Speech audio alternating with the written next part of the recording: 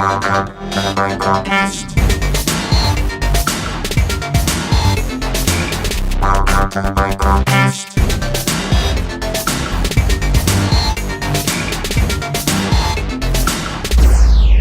Welcome to episode 28 of the KORG microKAST podcast, the world's number one podcast all about KORG.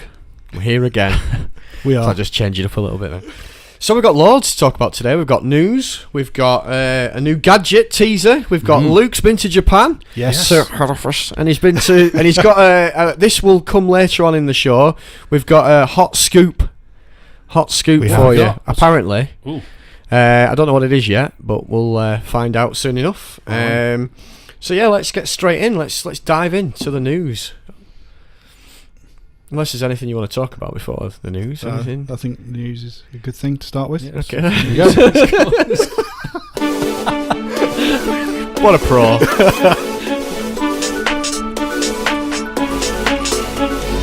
KORG News. So as always, my name is Adam Whittle. I'm joined today with Andy Pullen. Hello. And Luke Edwards. Hello. And we're bringing you the hot news. So the first hot news is news that happened a while ago. You went to Synthfest. Yeah, it's so long ago I can't even remember. Tell us all about it. Yeah, it was a great show as usual. I think it was the third year now. Synthfest, and it's growing every year.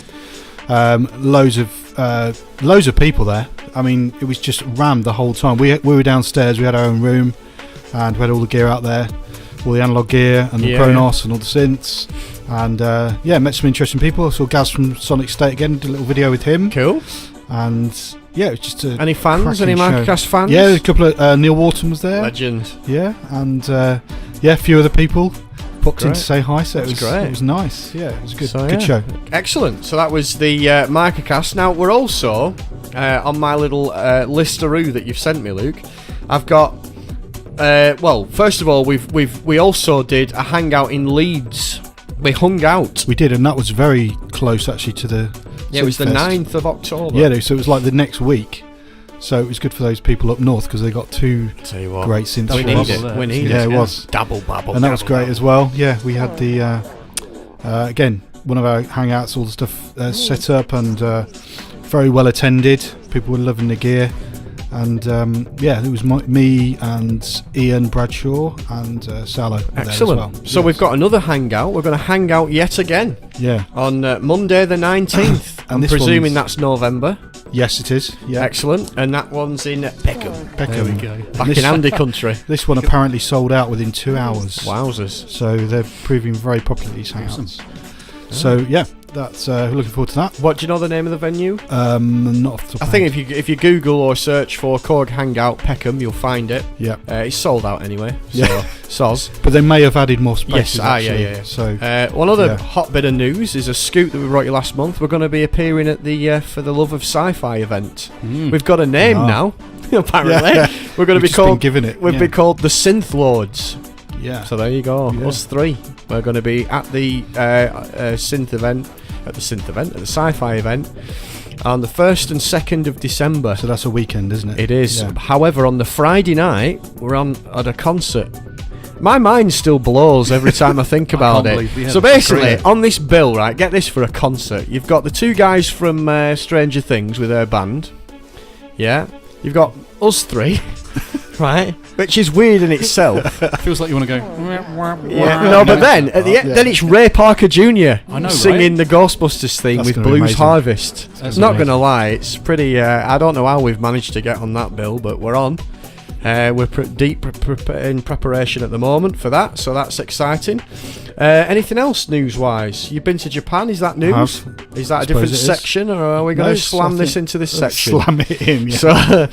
So other than Luke coming back from Japan and surviving the Asian flu, which everybody else got in the office, tell us, what did you do? It was an incredible experience. I went to Japan. I was fortunate to go to KORG HQ. Wow. And was this your first time to KORG HQ?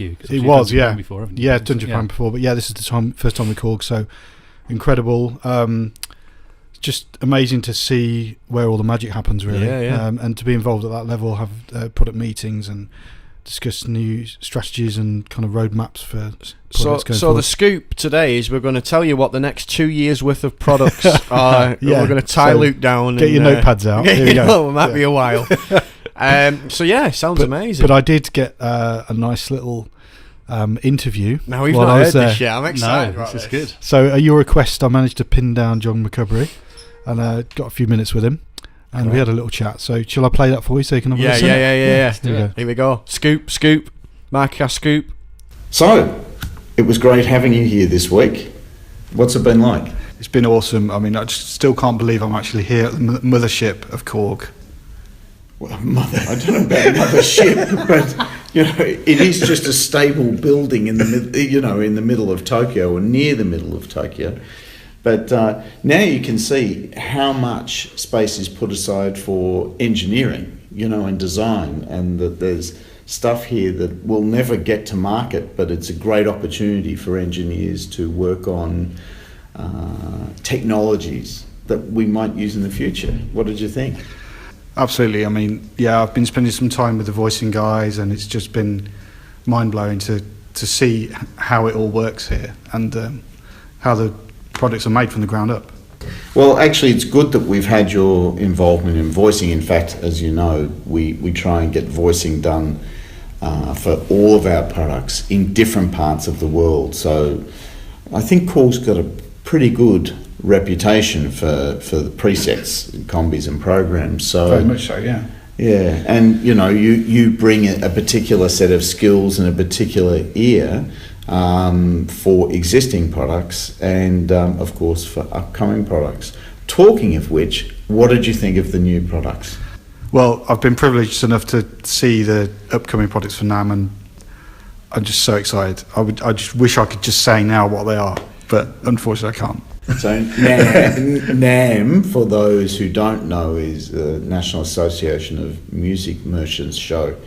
Every January in Anaheim, the American dealers get together, all the manufacturers get together for a huge gear fest, and it's typical that we try and release at least some new products at that time. It's very exciting for dealers and the music press worldwide to say, this company's doing this and this company's doing that, and now you've seen what we're doing, and there's some interesting things, right? There certainly are. And can you give us any clues? Well, that both of us would be fired if we gave away clues. Absolutely.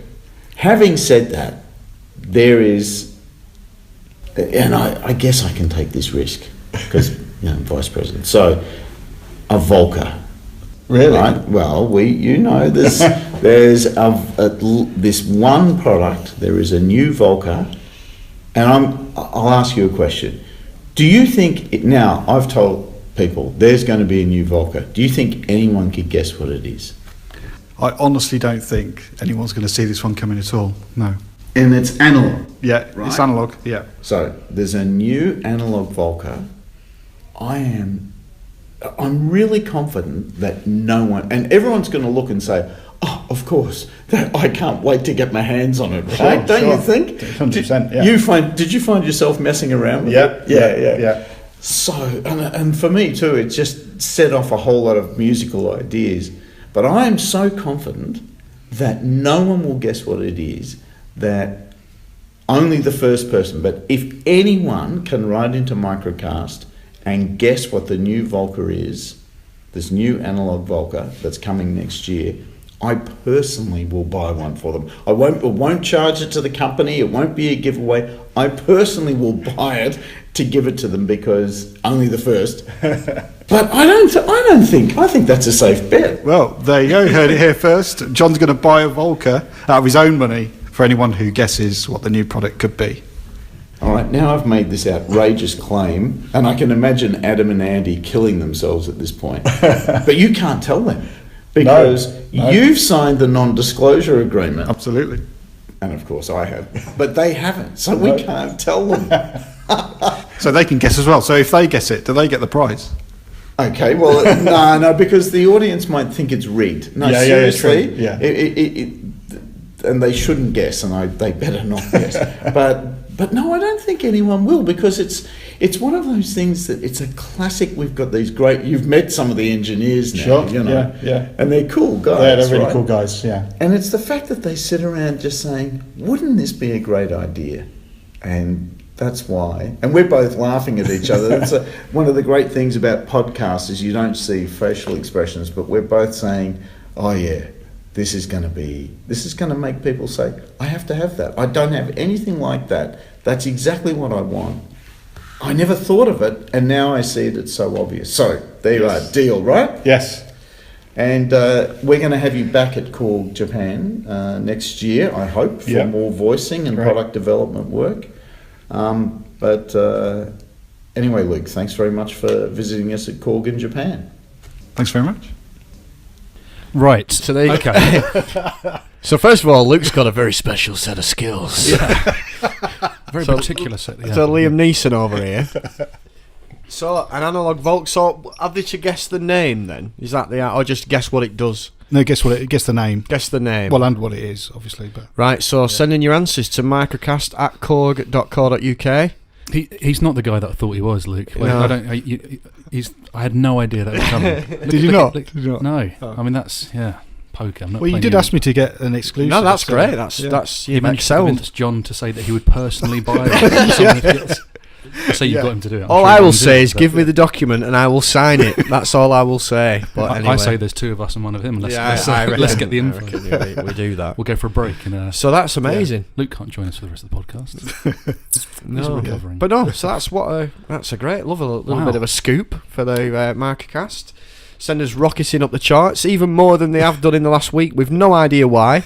If anybody's featured us on their podcast or talked about us or tweeted about us, let us know, because we've had a massive spike in downloads and we don't know why. No. The other thing is, how do we want people to get in touch with us then? microkast@korg.co.uk. Send us an email with your guess, and we'll put that in the hat, and we'll wait and find out. Well, no, it's not getting the hat, is it? It's the first one. Well, yeah, Yeah. the first one that gets it right. Yeah. And we'll obviously have to put that in front of Luke because we don't know. No. John's very confident that no one will get Does it it, have so- a name yet?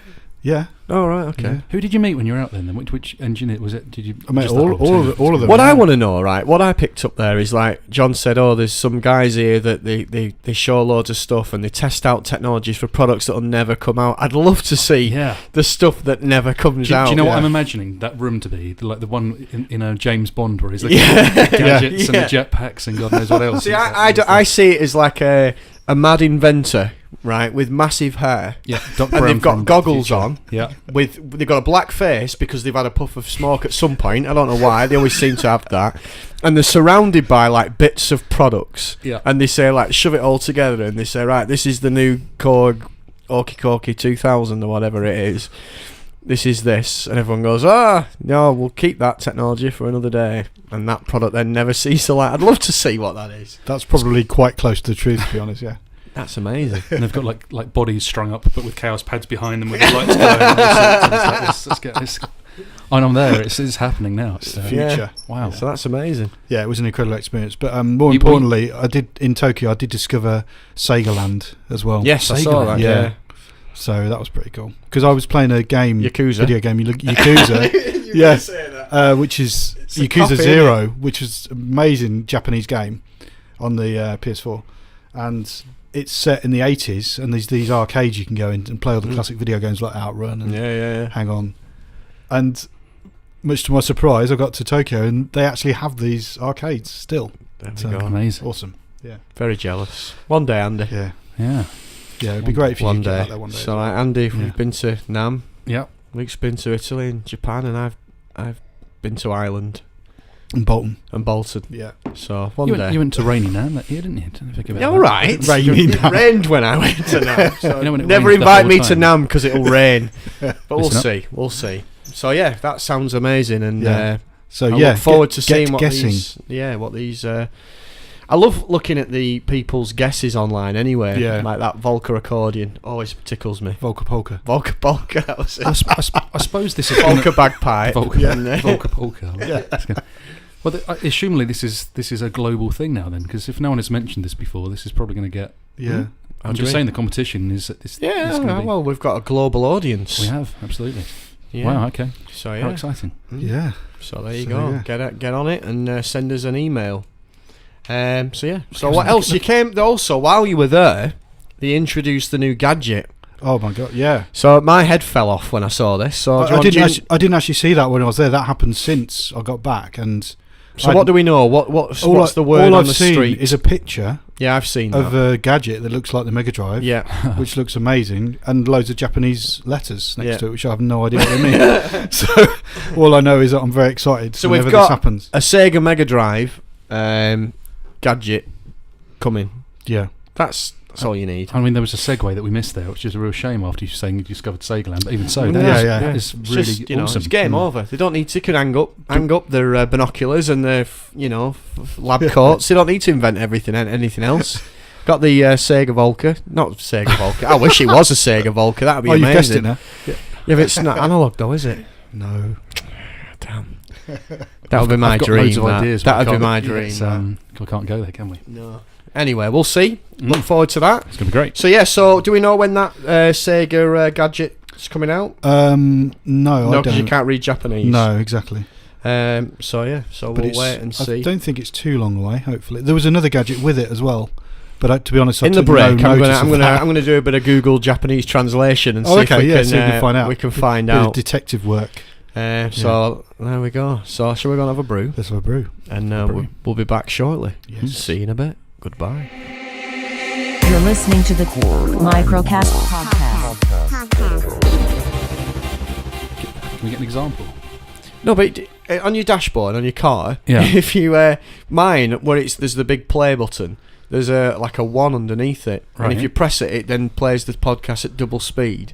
And if you press it again, it does it at half speed. It sounds like you're all Drunk. Can we do that then? Can we do? Well, I can't do it now, but I'll show you in my car later. It's dead funny. We are recording. Anyway, right, back to it. We've got some so hot off the press, the gadget news. So I've translated it. What I've done is gone to nintendolife.com when it's in English. So this is what it is. So basically, this sounds incredible. So, you'll be pleased to hear a certain variety of classic video game tracks are on the way. Developer D-Tune has revealed Atori and Ibina gadgets, and I'm guessing that's what they're pronounced like, will be made Ribena. Ribena. Atori and Ibina, or Ibina, or whatever. Gadgets will be made available as DLC in early 2019. Oh, we've got a date. Are you ready? Atori allows classic Sega songs to be produced, and Ibina will let users recreate retro Taito sounds. Oh, wow. This is the best bit. The DLC also includes Sega's original Outrun and Afterburner music. No. So good. And tracks from Taito's Darius and Ninja Warriors. Game over. That's it. It doesn't get any better than that, does it? Thanks for listening to the podcast. That's it. I'm done. We need to have that. We will have that. Yeah, When that that needs to comes happen. out, we'll do a bit of a demo on Yeah. that. And I think we should all wear like jeez. 80s clothes in that episode Definitely, as yeah. well. That's exciting. We That need is. to get Shell like suit back on. an Outrun cabinet and play it. Outrun cabinet. Yeah. Oh, as in the Yeah, full-on... the full-on sit-down hydraulic one. See, we've got like a beautiful PS4 in the staff room. We don't need that. We don't need that. No, well, we you're need saying that. we need a classic Mortal Kombat 3 cabinet Yeah. and a Killer Instinct cabinet and Yeah. Outrun and Afterburner. What we need is a Red Dead Redemption on that PS. That's what we need. Then it's all changing again. Yeah, But What a it game. is. we better Yeah. not get into that. No, now. that's That's a whole different podcast. It is. Yeah. What are we doing now? Chronology. Chronology. Let's do it. Let's do it.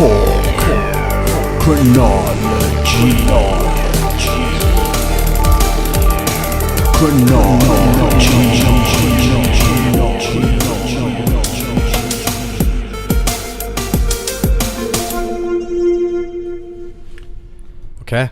What are we doing? I wonder Can you guess? What are we doing? What are we doing? We're doing the MS2000. Get away! Yes. That's why there's one sat in front of Yeah. you, powered up, ready to go. Yes. We've been donated this one from... Donated? Well, on Lent. loan. Yeah.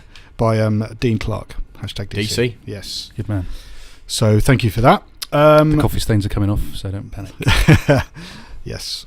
So this is the MS2000, launched in the year 2000. Yeah. And any ideas how much it was when it came out? $11.99. Ooh. Am I right? No. 1,099. No. 999. Less. Was it 899? 799. 699. Get on it, 699. Tell you what. Maybe I could have got them. No, that's actually for I'm Sound on sure, Sound. I'm sure there were more than that. But That's what it said on Sound on Sound. My shop must have been a rip-off. Yeah. Yeah. It costs a lot in Bolton. Blackburn.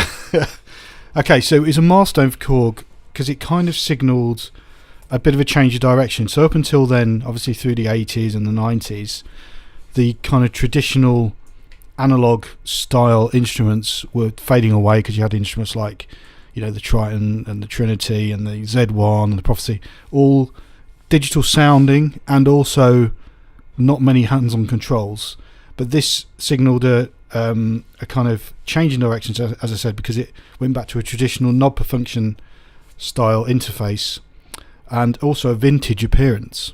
So you'll notice that the look of it is very different from those synths I just mentioned. So it's going back to more like the look of, say, like the Monopoly and those kind of synths, which, they're very cool looking and less futuristic as well, just more classic. It's had wooden side panels. It's got a full metal chassis. It's also got like nice diagrams on the top. It's got like signal flow diagrams on the left, and then on the right it's got all the parameters. So this is actually the MS2000B I've got in front of me, and we'll go through the differences in a minute. But the original one was just called the MS2000. Beautiful. Yeah, which is, they describe it as a dark teal blue. Fair enough. So, but it was kind of greeny blue sort of colour.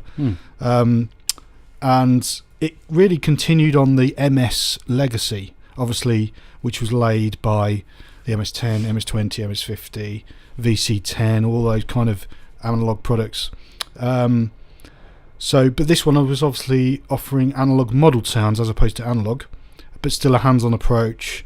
And although it's effectively hardwired, it still has a cool kind of virtual patch mode for rerouting signals. So it carried on the ethos of that, like Patch Bay from those original days. So the trend at this time, sort of turn of the century if you like, was starting to shift towards analog modelling synths with more hands-on control. So there's other brands which went down this route a little bit before this, like the Nord Lead, which was a rack. Yeah. And there was a rack version, sorry. There's the Roland JP8000, which had loads of controllers on it, and the JP8080, which is the rack version of that, and also the Novation Supernova and the Axis Virus, the kind of series of those. That's a good little series of synths then, wasn't it? Big sounds. It's when it started to change back, and really where we find ourselves today with the resurgence of analog, that really when it started to change. Also launched this same year with the Alesis Andromeda. I don't know if you remember that one. I do, That was an absolute monster of a synth, that one. Native Instruments launched Absynth, which was obviously a software synthesizer, but it was a great sounding synth. There's the Oberheim OB12. Propeller Head's Reason also launched then.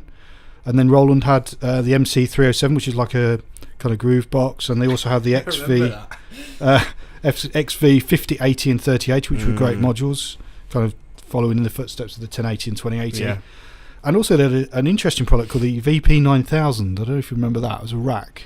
Yeah, I remember. Do you remember it? Remember that? Yeah. It was basically a VP stands for Very Phrase. That's right. Yeah. And it was at that time completely groundbreaking technology because it was called elastic audio. So you could basically load a sample into it, and then you could change the tempo without affecting the pitch and vice versa. And it was very good, wasn't it? Yeah, and it sounded great, and you couldn't do it in any other way at this time. Some of that technology into a home keyboard, didn't they? But I can't remember what it was. VA7. VA7, of course. VA7. Yeah, and then it found its way into the V-Synth, which was kind of a better use of it. Yeah. But eventually this kind of technology was quite quickly superseded just by computers, because now everyone takes it for granted that you can do that. But back then it was really literally it was the only way to do it, and it was amazing. I remember time stretching and doing all that kind of stuff to change pitch and speed and all that kind of that was, so good times. Yeah, so that was interesting. And then there was another interesting product which also came out that year, the Yamaha DJX Mark II.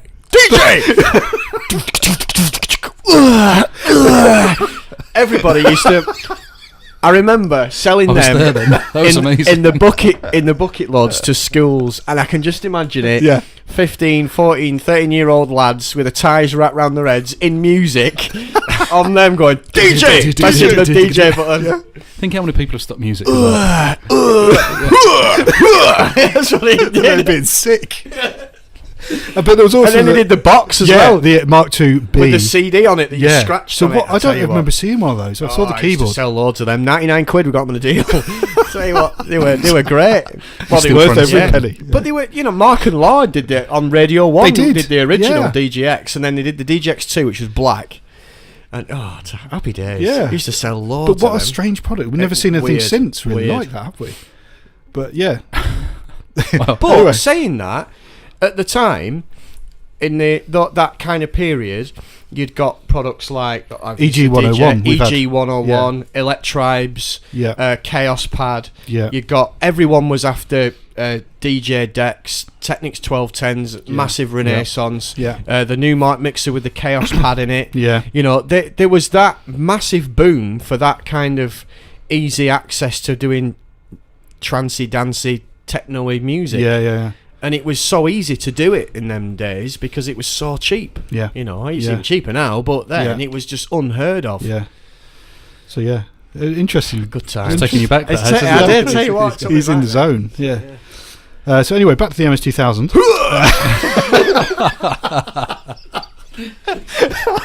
Seriously, check it out. That impression there is pretty. It's pretty good. Yeah. That was another one as well. One more time. That was another one. Is this the one where you could make swear words out of when you played no, the keys that was, in a particular order? That's an off-air one. Is it okay? I'll tell you how you do that later. That was an old Technics product anyway. Good stuff. Okay, so back to the MS-2000, and I'm just going to describe the hardware a little bit for those of you on audio only. So we've got 44 keys, so kind of strange number of keys really, but the same as the Monopoly, I think. 4-note polyphony. It's got pitch bend and a mod wheel on the left. Obviously full-size keys. It's bitimbral, which basically means you can play two different programs together, but you still, those 4 notes of polyphony is still shared over those two. You've got 128 programs or sounds if you like, and it has an LCD screen at the top there so you can see what's going on. So the structure of it synth wise, it has 2 oscillators, and lots of different waveforms actually, so way beyond your kind of normal ones. You've got your sine wave, triangle, saw, square, but you also have human pulse and 64 WGS waveforms. So these are those digital waveforms we saw earlier from things like the DW8000 and synths like that. And then on the second oscillator you've got more basic waveforms, so you've just got a triangle, a saw and a square. So then as you follow the signal flow, you've got 2 envelope generators, 2 LFOs, 4 types of filter. So you've got 2 low passes, one 12 decibels per octave and one 24 dB per octave. And then you've got a high pass filter and a band pass filter, both 12 dB per octave. And then you've got an arpeggiator with 6 different types, and also a 16-step mod sequencer. So this lives on today, this kind of legacy in things like the Monolog, the Minilog, and products like that. So what that meant was you could basically record 3 rows of data, so control data, but it could also be pitch. So you could get some really nice evolving patterns, and when I play a few sounds for you in a bit, you'll hear that. And you could record it per step or in real time. And it also had a virtual patching system, so instead of having the actual physical patch bay, you've got a little matrix here called virtual patching, so you could patch different parts of the synth to other parts to create interesting modulation as well. You had 2 effects blocks, so you had one was chorus, flanger, ensemble and phaser, and the other one had delays in it, different types of delays, plus a global 4-band EQ on top of that as well, and it had a vocoder. So we had a mic. So the original MS-2000 didn't actually come with a mic, it just came with a little slot on the back, but on the MS-2000B they actually added the mic on the top with the gooseneck mic. Don't stop moving to the S Club B. Yeah, exactly. So connections on the back, stereo jacks, stereo input jacks, which you could switch to a mic input, 2 pedal inputs assignable and switch, MIDI in, out and through, a headphone 1/4-inch jack on the front, which is quite good. It was also launched at the same time with a rack version, so it's exactly the same time as MS-2000R, which is a 19-inch 4U rack. But what was weird about this, when I was just looking at the pictures, it actually had the connections on the top. That's right. Yeah. So if you wanted to put it in a rack, you had to be at the top of the rack. Yeah. With nothing on the top. Otherwise, maybe you that's couldn't. where it deserved to be. Well, yeah, exactly. But, Yeah. But strange choice though, design-wise. Yeah. But obviously a great instrument, as you'll hear in a minute. But it was identical pretty much otherwise. It's basically that middle panel of the MS-2000. Great looking rack that as well. It's great. Because you've still got all the real-time controls on it, just like you have on the keyboard, so it's great. I remember seeing one racked up with a Triton rack at one point as well. And it's like, that looks so good. Oh, yeah. Nice. So good. Yeah. So then in 2003, so 3 years later, we saw the MS-2000B, so that's this one. So the difference being it was black now. It had the gooseneck mic, as I said, included, and with a connection on the top panel. It had a brand new sound set and new demo songs, and there was also a rack version of this one as well. Yeah. So again, the same, minus the mic and also the keys. And the sound engine, the legacy of it, of course, still lives on today. So it does. Do you know which product? microKAST. Yeah. Yes. So it's still there. So do you want to have a listen? I really do want to have a to listen. some of the sounds Before we have a listen, Yeah. what artists have you got down? Because I've got one that I don't know if you'll have. Okay. I'll read out the artists. And Yeah. I'm just trying to double check that I'm right before I say it. So you just. I'll list off a few artists who used it back in the day. So we've got BT, Depeche Mode, Apollo 440, Yeah. The Crystal Method, Placebo, The Faint, Röyksopp, Adrian Bellew, Saga, Rick Wakeman, Yes, Yesterdays, Keith Emerson, and Snoop Dogg. So I've got Trent Reznor. Okay. He used to use one. Right, yeah, fair enough. I actually found this old magazine Yeah, that KORG look at did. this. Andy's got it over there. Seen that? Ads? Seen that? Yeah, it's great. So this is a picture of when we Apollo used to do 440. magazines back in the day. Yeah, and it's got a demo CD on the front, and it's got Apollo 440.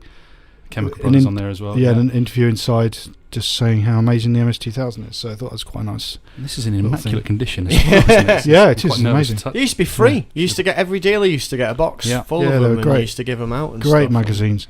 I've also got the manual here. And what's quite interesting about the manual is in the back it's got blank charts, just like they used to have in the old analog days, That's cool. Yeah, to fill in your own settings. There you cool. go. That's really good. So yeah, I thought that was a nice little touch, kind of harking back to the original MSs. old days. Yeah. So Awesome. so yeah, let's play it. Yeah, Let's do have a do listen. Do it. So what I like about this is that obviously there's lots of hands-on control, but it's got that kind of older structure of sounds where you've got banks, and there's 16 sounds in a bank, and there's a lot of banks, but each number in the bank will always be the same type of sound. Oh, so just like the right, microKAST right. again. That Exactly, yeah. yeah. So sound number one in every bank is this kind of sound. So if I go up a bank, they're all like lead sounds basically. Good sound. It's called Unisynth. Whereas if I go into a different bank, say different number, so number 2, they're all more kind of like motion sounds. So that's like a wave sequency sort of sound.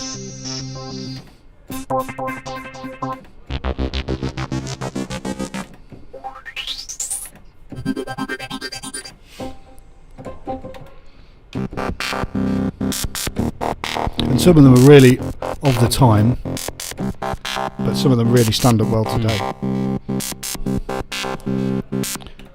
So these are like bass sounds.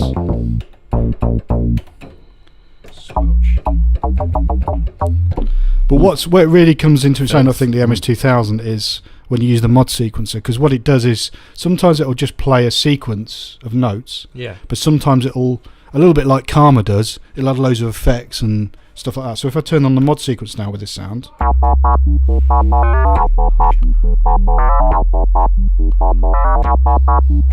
so without that it's quite a static kind of sound really. Good sound still, but as soon as you turn that on, There's some sub there that these headphones aren't doing justice. Yeah. There are people driving at the moment going, "Oh, what's you happening need to my lower body?" frequencies, yeah. There's some lovely Sounds like great. pad sounds as well. Or arpeggiator type sounds like this. And you can hear the Knight Rider effect it's doing Yeah. on the Silence. or a Cylon. yeah, Cylon, yeah. Such nerds. It's already created and used as it is. I mean, if you're right in saying it was what 699, 79, It's a hell of a synth, isn't it? For that price. We'll check that in the break, even- actually. but I Even think in that's true. today's prices, I think. I mean, obviously now you get microphones different, but you know what I mean. Back then, that's a mega. Such a great looking board as well. Yeah. There's so many great sounds in it as well. And some of them are just kind of what I call like bread and butter sounds, like like some moogie kind of basses and leads. But then you've got really nice kind of soundscapey stuff like this as well.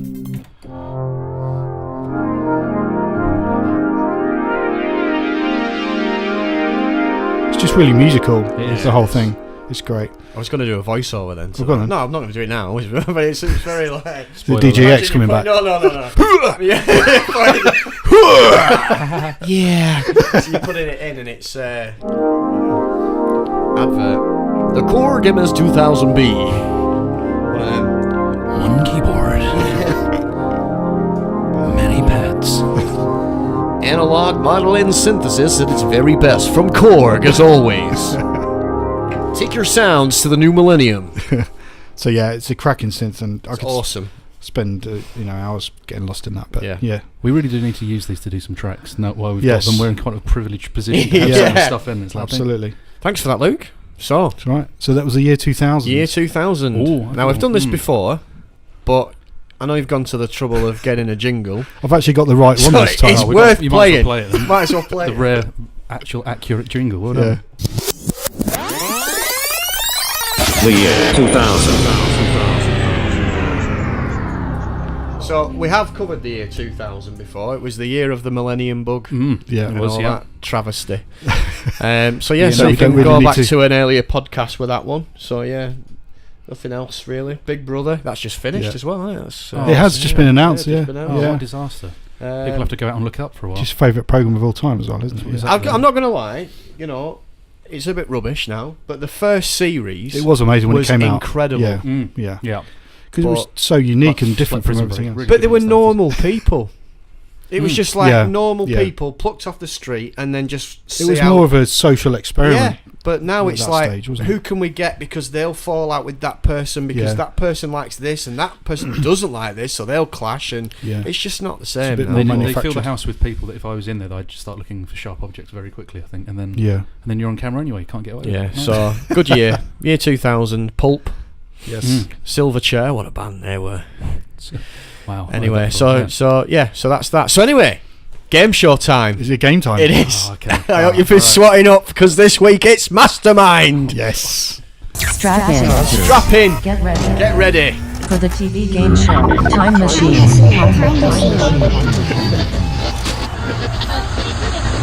The winner will take home the glass bowl and the right to say, I was the mastermind. Not underestimate the power of the glass bowl.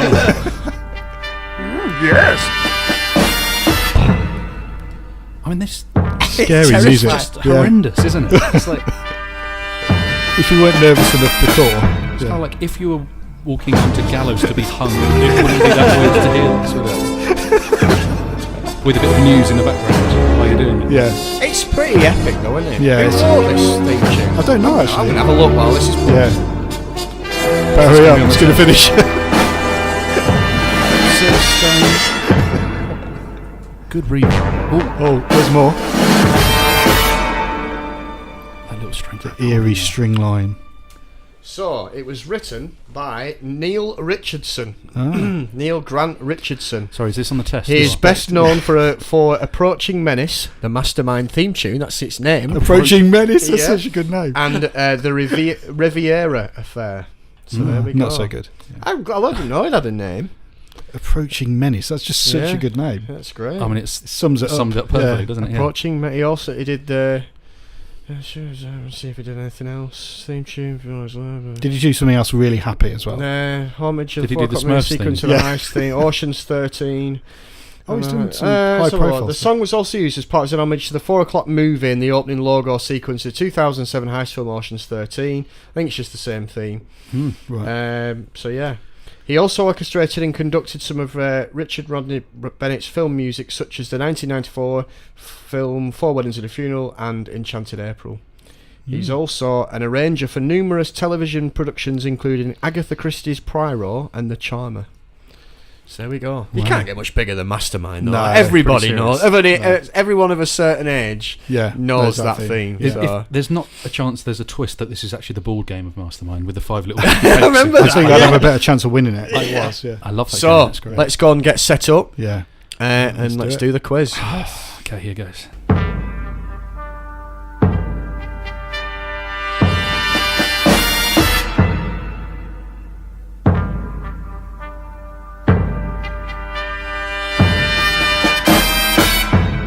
Welcome to the KORG microKAST version of Mastermind.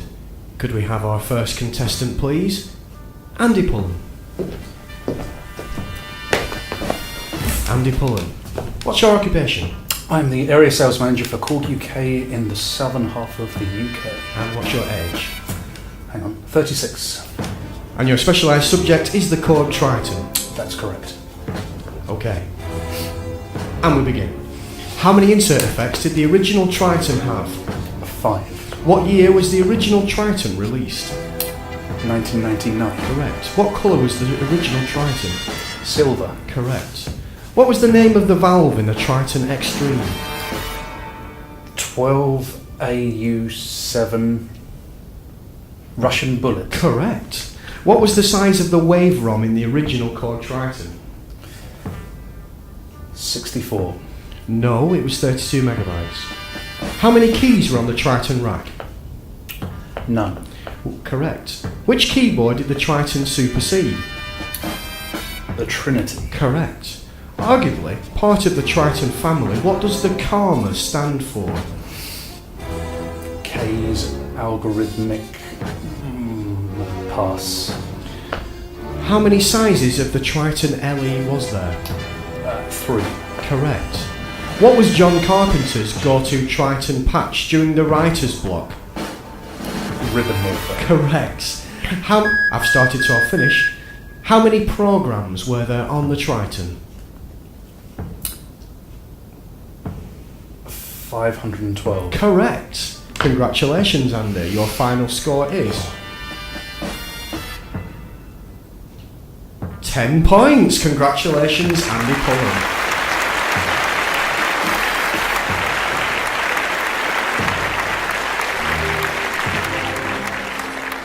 Congratulations, Andy. What a score to beat. And we now welcome the next contestant, Mr. Luke Edwards.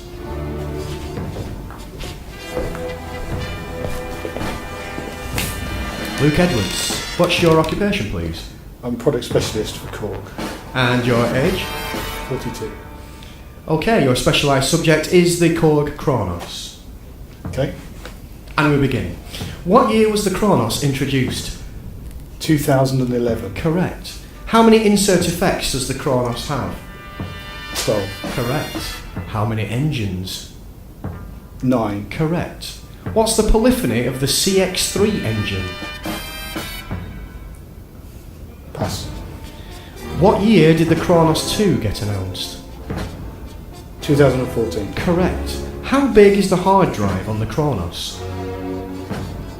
30 on the original, 62 on the new one. Correct. What Kronos does not have aftertouch? The Kronos LS. Correct. How many programs does the Kronos have? 1664. Correct. How many master effects? 2. Correct. How many effects presets? 180. No, it was 783. What? I've started, so I'll finish. What is the operating system based on? Linux. Correct. Well done, Luke. Your final score is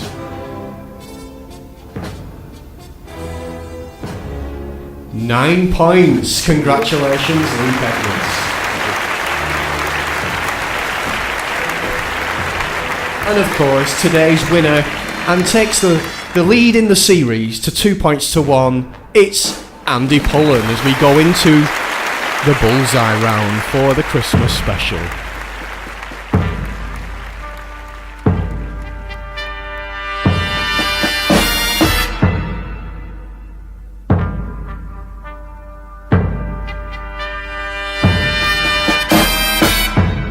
Welcome back. So, yes, we're straight into gear goggles. Let's have a jingle. Gear Googles.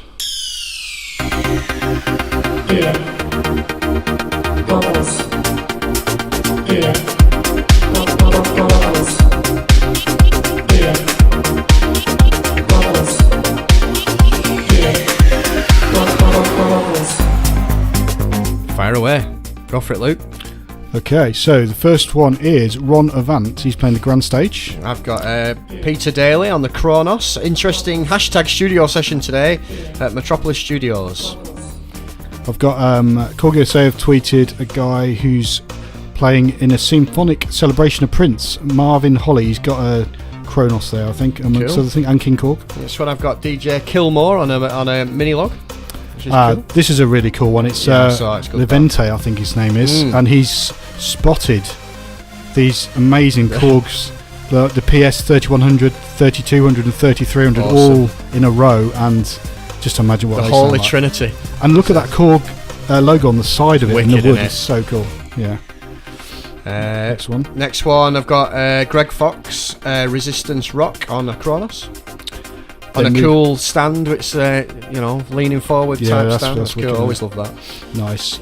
We've got Thaddeus Dixon and Ellie Dewar, I think is that how you say it, and an umbrella. And an umbrella, and a prologue under his arm. Yeah. Next, the War and Treaty. We are overweight and sweat a lot on stage. No filters. We just love to have fun playing a grand stage. Yeah, it's wicked. That's cool. They look like they're having fun as well, don't they, in the they picture?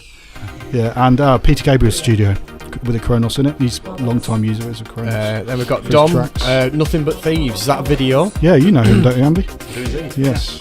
A video on Minilog, was it? Yep. Cool. Yep. There's a load of production for himself and the band and all the bands. It's good. Excellent. There's a video coming out very soon. Yeah, there is. Yeah, it's just been filmed. Check out for that. I think I saw it on Facebook actually. And then you've got Jonah Nielsen, who's been doing some gigs over here, and he's got an SV1 amongst other things. I know he's a Kronos user as well. Yeah. Soft Cell with a poorly prologue. Yeah, it's got a load of cracked keys. I think they had an accident with it in rehearsals. Yeah. Oh dear. There was an issue with it. And then obviously Ruben James been doing the thing at the moment on the Vox Continental. He's released a new video. Very good. So everyone needs to check that out. That's Gear Goggles. Don't forget, you can send in your very own Gear Goggles. You can either use the hashtag Gear Goggles on Twitter or send them to microkast@korg.co.uk. Very good. And moving to downloads.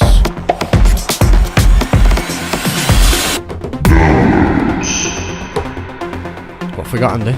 We have a few this month. There is a new concert piano apparently by Synthology, the Ivory 2, which is now available for the KORG module version 2.7. So that's available, and it's on sale at the moment as well. So no, it's not. That was until the 30th of October. You've missed it. But it's totally worth the full price anyway, so definitely commit to that. There's some new Kronos sound libraries as well, and they've changed the price. That's probably come down a little bit there as well, but I would have to confirm that. There's a new app. If you have a Connect out there, you can basically download an app which allows you to do firmware updates for the KORG Connect. There's an update already for the EK50.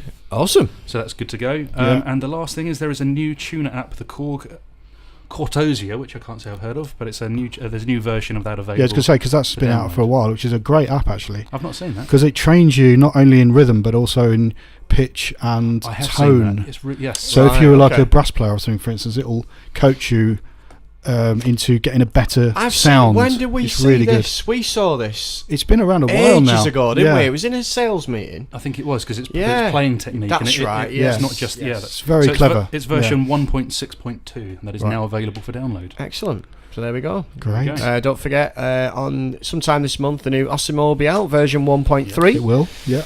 Middle of the month. And the next edition of the KORG World magazine will be landing this month. For those of you that have got a PA Arranger keyboard, or entertainer keyboard, as we seem to call them all over the world, check out, go to korgworld.co.uk, and you can get a free issue of a magazine that we put together in the UK. This is going to be issue 4 now. And this is going to be issue 4. So you're late, guys. Get on it. Get on it. It's getting better and better. And that comes out, that comes out sometime this month. So there we are. There we go. That's episode 28 in the bag. It's done. All that remains is episode 29 in December. Where's the year gone? Right? It's going to be a Christmas special. Yes, and you know what that means? Oh, you do the better bullseye. Just for John McCubbering, the Christmas special game show will be bullseye. So we can educate you even more, John. We can educate you even more. So we'll look forward to seeing you then. So hopefully we'll have lots more news, lots more fun. That's Andy's phone ringing again. That's not my dad. You need to turn that off because that reminds me. Sorry, everyone. I know you're here. But that's my alarm tone. So we will have performed it for the love of sci-fi. So we'll tell you. But hopefully, check out our Instagram this month and Twitter, because we'll be no doubt having various photographs with some worldwide celebrities. Just like, how have we got Hollywood celebs? How are we doing photographs with some people from Stranger Things? We haven't done it yet. But it's so exciting. I'm very excited. We're going to get there. Very excited. So we'll see you next time. It's going to be good. Hang on, Andy's got something. I'm going to save it for next month. I've had an idea. Literally, I've been sitting here. I've had an idea, so we're going to save it. Fair enough. It's no doubt taking the mick out of me. The suspense is killing me. It's not killing me. So, thanks very much for watching. Don't forget, you can see me on Twitter at AdamKorgUK. Andy is at AndyKorgUK. And Luke is at KORG Luke. And don't forget, at microKAST. Don't forget, you can see us on Instagram. Mm-hmm. And you can also email us with any questions, concerns, queries, invitations. And don't forget to enter the competition. What's the name of the new Volca? It's an analogue thing. What's the name? You can win one. John will pay for it out of his own pocket. He might even sign it for you. It is not the Volca Polka. Yeah. I wish it was. That's my... What if it was? Can you imagine? We'd said it was. I'll tell you what. We'd sell a few in Ireland. I'll tell you that we would. Yeah. So thanks very much, and we'll see you next time. See you then. Goodbye. Bye-bye.